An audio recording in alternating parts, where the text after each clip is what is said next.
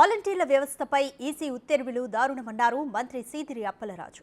ఎవరికి వాలంటీర్ల సేవలు అందించకూడదనేది నిబంధన సరికాదని చెప్పారు.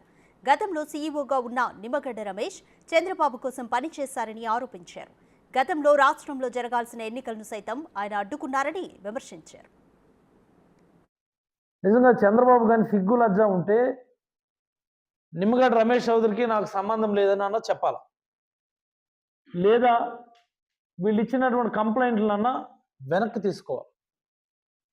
నిజంగా చంద్రబాబు ఎన్ని ఇబ్బందులు పెట్టాడండి 5 సంవత్సరాలు. మనం ఒకసారి గమనిద్దాం. మనం వాలంటీర్ల సంగతి మాట్లాడుకునే ముందు ఎన్ని ఇబ్బందులు పెట్టాడు చంద్రబాబు మనకి. చంద్రబాబు నాయుడు లాంటి ఒక దుర్మార్గపు రాజకీయ నాయకుడు ఈ రాష్ట్రాన్ని 14 సంవత్సరాలు పరిపాలించి పేదలకు మంచి చేయడం చేతకానటువంటి ఒక నాయకుడు వ్యవస్థలను అడ్డం పెట్టుకొని పేదలకు జరగాల్సినటువంటి మంచిని దూరం చేసేటటువంటి ప్రయత్నం చేస్తా ఉన్నారు. ఈ రాష్ట్రంలో ఉన్నటువంటి ప్రజలందరికీ నేను విజ్ఞప్తి చేస్తా ఉన్నా, ప్రజలారా ఒక్కసారి మీరు అంత ఆలోచించండి, కళ్ళు తెరవండి.